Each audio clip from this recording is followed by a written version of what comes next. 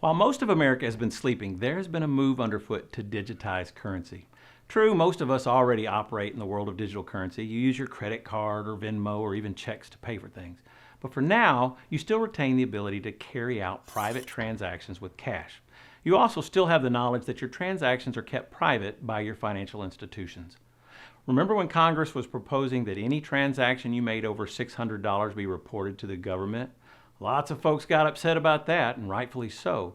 You pay your lawn boy $600 or more in the course of a year, gonna get reported. Buy a new TV? Yep. Currently, set to go through in July of this year is the whole FedNow business. Probably haven't heard of that. Been very quiet about its enactment. Now every transaction you make will flow through the Fed first. They will process it and then interact with your financial institution. This has huge ramifications. Now every transaction you make gets monitored on the front side by the government. Phase out actual currency and you have absolute and complete control over every individual. You no doubt have seen the direction our federal government is headed. Gas stoves, bad. Petroleum-based anything, bad. What happens when the Fed decides you can only buy so much in the way of gas for your car? Well, they can certainly deny your transaction now if you hit their climate change-backed agenda. Want to give your grandkids $50 to do some chores around your house? Maybe that needs to be taxed. It's all more about control than it is convenience.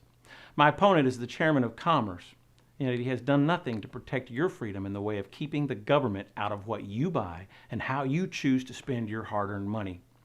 Before you're tempted to dismiss all of this as some sort of tinfoil hat nonsense, ask yourself why the government really needs to know every transaction you make.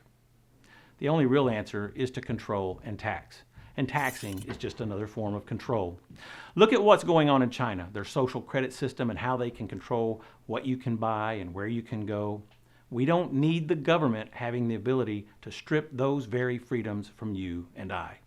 If you send me to Washington, you can bet I won't be silent on this issue or stay out of the fight like my opponent. Please consider joining Team Eubanks and making a donation to our campaign today and share this website and video. I'm not bought and paid for by special interests like my opponent, and I never intend to be. My only obligation is to defend this great republic from all enemies, foreign and domestic, to protect our constitutional freedoms and liberties, and to represent you.